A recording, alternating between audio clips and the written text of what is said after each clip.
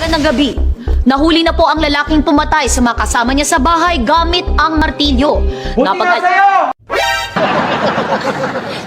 Napag-alaman na ang lalaking ito ay dati na palang may kaso ng pagpatay gamit ang martilyo, kaya siya ay mahaharap sa patong-patong na kaso at pagkakakulong.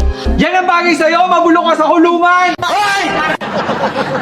Ang lalaking ito ay di umano'y miyembro ng kinatatakutan na Martilyo Gang na sangkot sa holdapan ng mga jewelry stores sa mall. Dapat sa'yo illegal injection eh! Dali nga. Excuse me. Sir, kanina pa po kayo humihirit eh. Kilala niyo po ba yung biktima? Hindi po. Hindi po. Yung suspect, kilala niyo po? Ito po, opo. Kapitbahay po namin yung tarantadong yan eh. Bakit po parang galit na galit po kayo sa kanya? Paano po kasi, sa tuwing nanghihiram kami sa kanya ng martilyo, lagi sinasabi, wala raw, yun pala meron! Madamot ka! Madamot!